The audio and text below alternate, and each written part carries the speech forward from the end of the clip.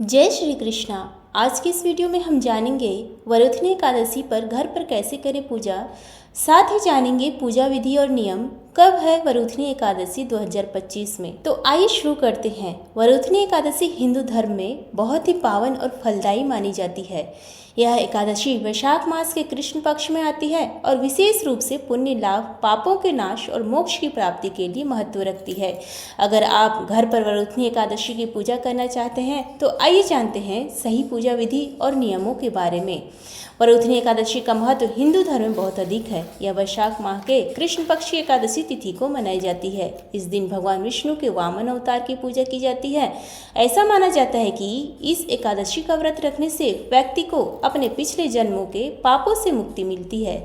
इस व्रत को रखने से इस जन्म और आने वाले जन्मों में सौभाग्य की प्राप्ति होती है। मान्यता है कि इस व्रत के प्रभाव से मोक्ष की प्राप्ति होती है और व्यक्ति जन्म मृत्यु के चक्र से मुक्त हो जाता है। यह व्रत शारीरिक और मानसिक स्वास्थ्य के लिए भी लाभकारी होता है और जीवन में सुख समृद्धि आती है। इस दिन भगवान विष्णु की पूजा और व्रत करने से उनकी विशेष कृपा प्राप्त होती है। यह एकादशी विशेष रूप से भगवान मधुसूदन यानी श्री हरि विष्णु की कृपा पाने का अद्भुत अवसर है। यह व्रत न केवल समस्त पापों का नाश करता है अपितु संपूर्ण सुख, सौभाग्य और मोक्ष की प्राप्ति भी कराता है। यदि आप किसी एकादशी व्रत को प्रारंभ करना चाहते हैं तो वरुथनी एकादशी के शुभ आरंभ करना श्रेष्ठ माना गया है। यह व्रत मन, वाणी और कर्म से शुद्ध होकर नियम पूर्वक किया जाए तो भगवान श्री विष्णु स्वयं प्रसन्न होते हैं और भक्त की समस्त मनोकामनाएं पूर्ण करते हैं। शास्त्रों में कहा ही गया है कि जो मनुष्य वरुथनी एकादशी का व्रत विधि पूर्वक करता है वह समस्त सांसारिक क्लेशों से मुक्त होकर दिव्य सुखों का अनुभव करता है और अंततः विष्णु लोक को प्राप्त होता है। इस दिन व्रती को ब्रह्म मुहूर्त में उठकर स्नान आदि करके पवित्र मन से भगवान विष्णु की षोडशोपचार विधि से पूजा करनी चाहिए। भगवान को तुलसी दल अर्पित करना अत्यंत शुभ माना गया है। पीले पुष्प और चंदन से श्री हरि का पूजन करें और रात्रि में जागरण करते हुए श्री हरि के नाम का कीर्तन करना चाहिए। यह सभी पुण्य कर्म अत्यंत अनंत गुना फलदायी होते हैं। वरुथनी एकादशी 2025 में कब है? पंचांग के अनुसार एकादशी तिथि 23 अप्रैल 2025 को शाम 4:43 से शुरू होगी और 24 अप्रैल 2025 को दोपहर 2:32 पर समाप्त हो जाएगी।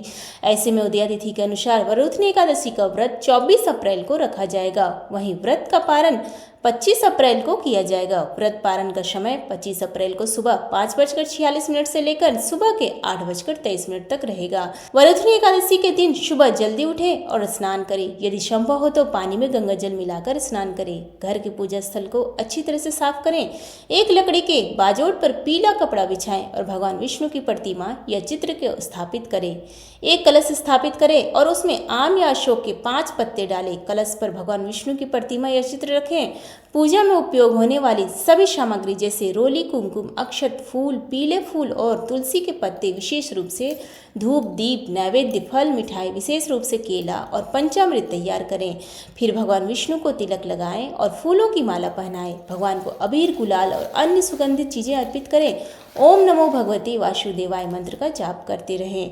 भगवान को भोग लगाएं और आरती करें। विष्णु सहस्त्र नाम का पाठ करें और वरुथनी एकादशी व्रत कथा सुने या पढ़ें। यदि हो सके तो इस दिन निर्जला उपवास रखें, नहीं तो केवल फल और व्रत के अनुकूल भोजन ही ग्रहण करें।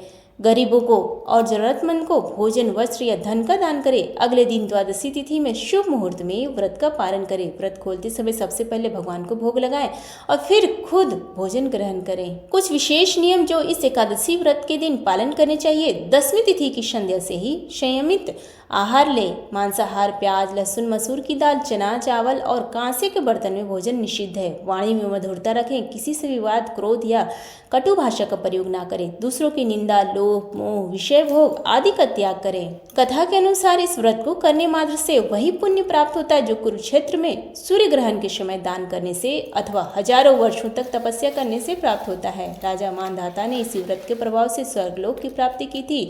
श्री कृष्ण स्वयं युधिष्ठिर को इस व्रत की कथा सुनाते हुए कहते हैं कि जो भी यह व्रत करता है या कथा सुनता है या सुनाता है वह इस लोक में सुख भोग कर परलोक में प्राप्त स्वर्ग को प्राप्त करता है। इस एकादशी को कन्यादान के समक्ष पुण्यदायक बताया गया है। भगवान श्री हरि के चरणों में श्रद्धा से अर्पण किया गया तुलसी दल भी 100 यज्ञों के बराबर फल प्रदान करता है। आइए हम सब मिलकर संकल्प लें कि हम इस एकादशी को श्रद्धा, भक्ति और नियम पूर्वक करेंगे और भगवान विष्णु की कृपा से जीवन में सुख, शांति और समृद्धि प्राप्त करेंगे। जय श्री भगवान विष्णु की जय। श्री गोविंद मुरारी।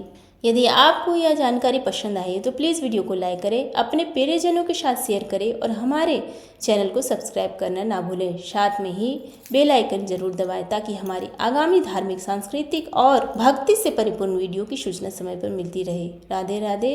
जय श्री कृष्णा।